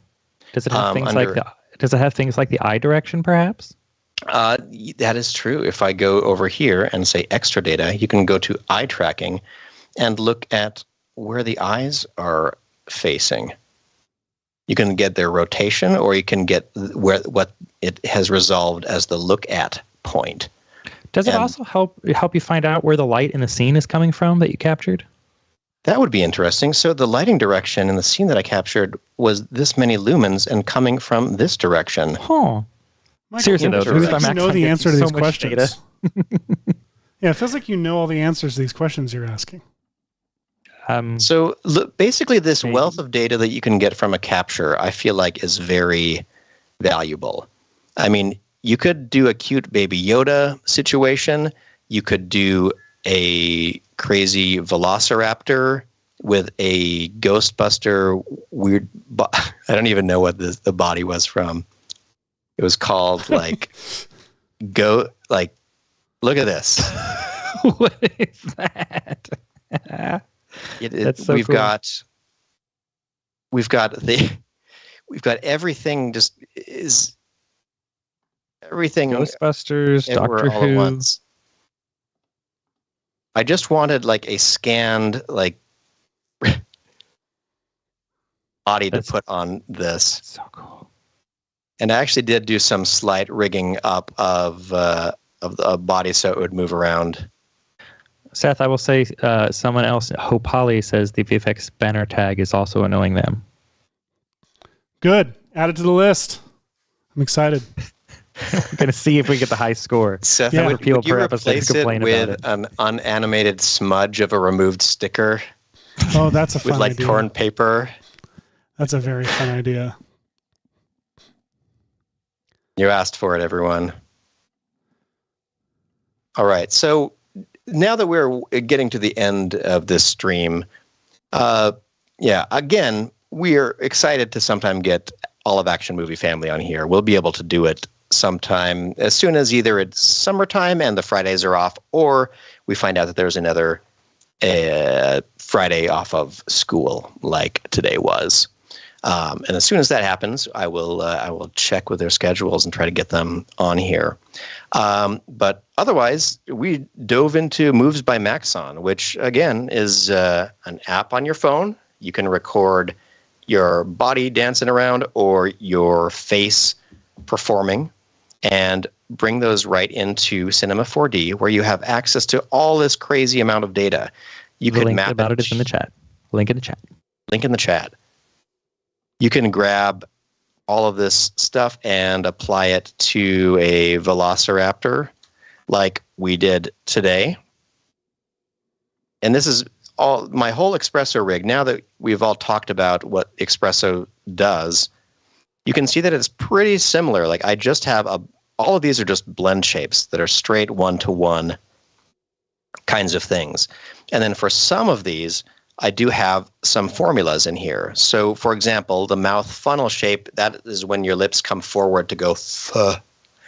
And pucker is when they come together to p, to touch. And so I'm using both of those, adding them together, and then range mapping them to control the pose morph that I made that looks just like the lips sort of coming together and the cheeks puffing out. And that worked well. Same thing for the blinks. There's a blink, a squint, and an eye wide. And this part, I wanted to use all of this data to drive just one shape, which is how open are these eyes or not. And so I added a formula block. And you can find all of these things just by typing in stuff over here. Formula is a great one because it's really similar to working in After Effects with expressions, because when I click on the eye formula, you can see right over here, this is my formula. It is the blink plus squint minus wide minus extra. And it's a really straightforward formula. You can check this box that says use the port names right here. And then you can write an expression. So if I realized that I like the way the eye blink works, but the eye squint is a little bit too much every time, you could add a modifier in here to say, like, use only 0.5 of the blink strength. And just like in After Effects, if you were writing a formula. Oh, who do we got here? Use those. Thank you. Or you could use a range mapper node and have some extra control. Oh, look at that. Grogu to talk. And here's where this ended up from last we spoke. This is the spoke Mando helmet. Thank you. Oh, I can hold on to these? Oh, nice. I don't remember if I fit in this one because it was made to be kid-sized.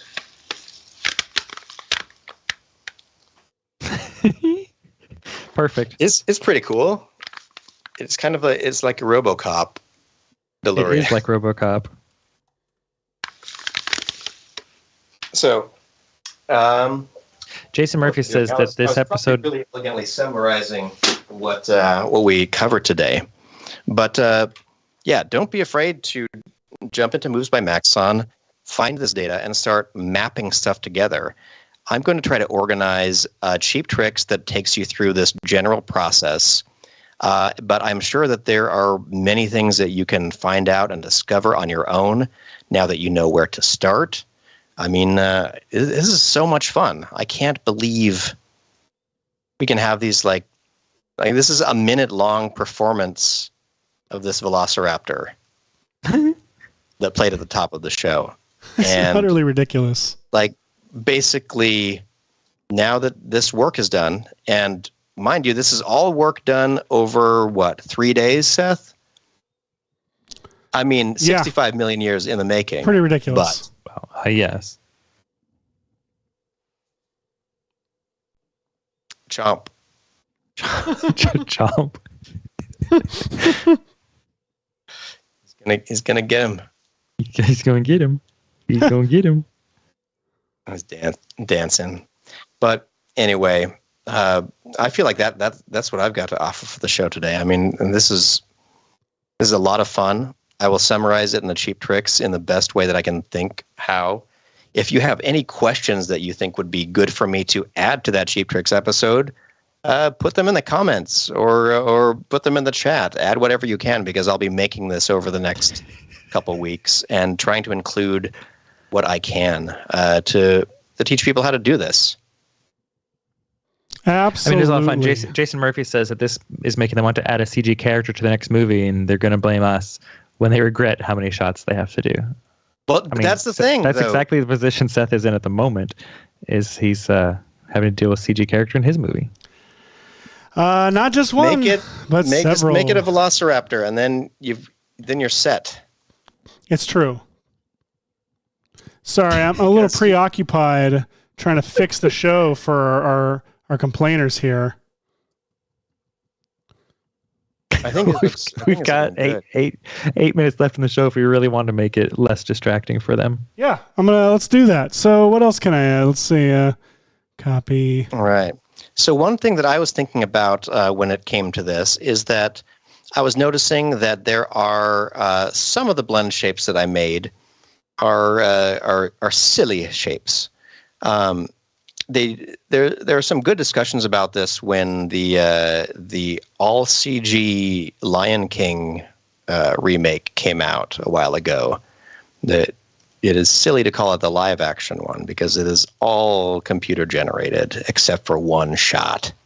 So one of the issues with it was that the cartoon characters animated by the amazing Disney artists, when translated to these very realistic animals, like lose a bit of the expressiveness that they could have, and you have to try to make up for that with staging and the vocal performance and hope that it comes across in the same way. Which, up to you how you feel about it.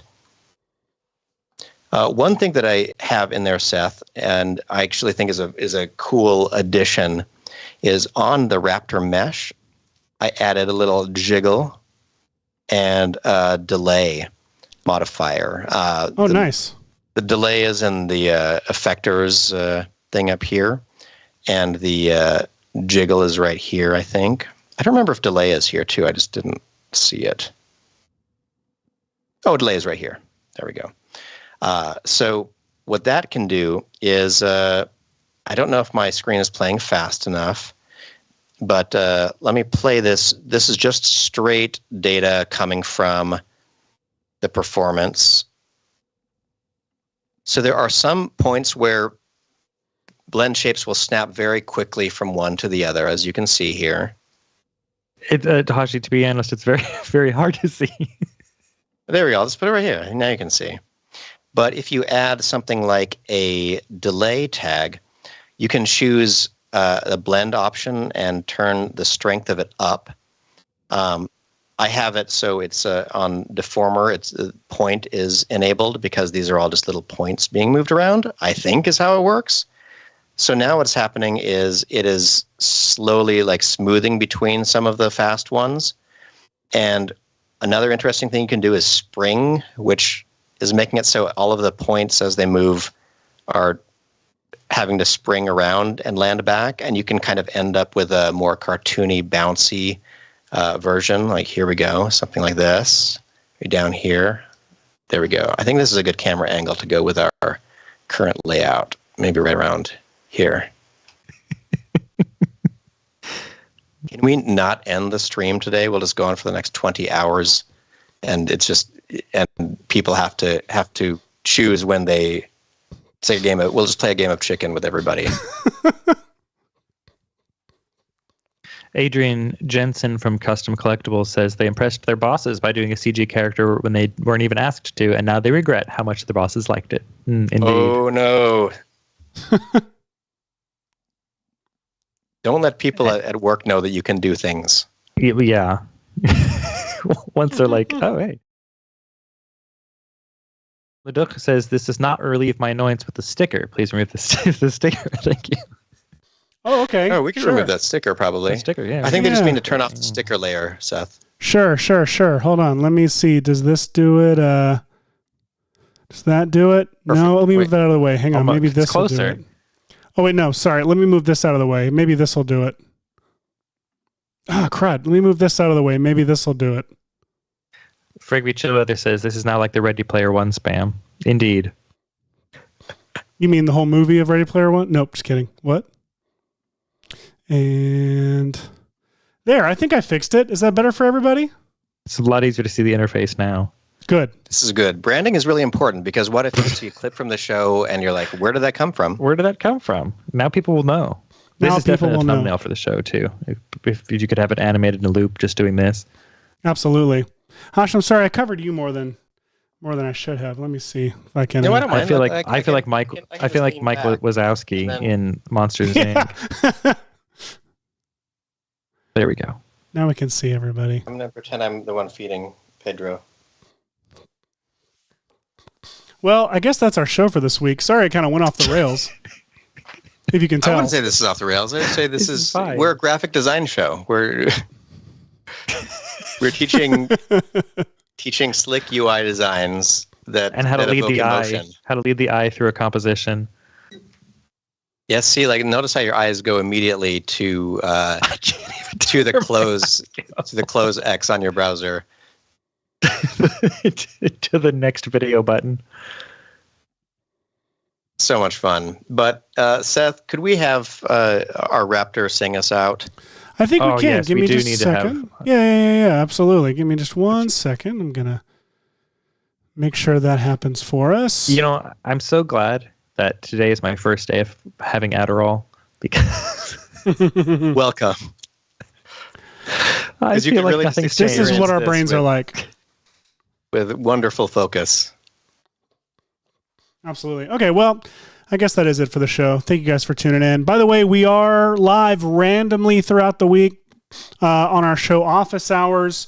What was the name again? It was, where'd my drop go? It was, I lost the drop. We had a show called, there it is. There we go. So join us Perfect. for Office Hours whenever you can. It's a lot of fun. And And also tune in on Wednesday. Maxon and Red Giant and Red Shift may have some things to talk to you about on Wednesday too. So keep an eye on the social media channels for all of those things. Well, absolutely. that's interesting. Yeah. So if we talk about stuff on Wednesday, then maybe you'll see some of us talk about it on Thursday and then maybe on Friday. Indeed. Indeed. All right.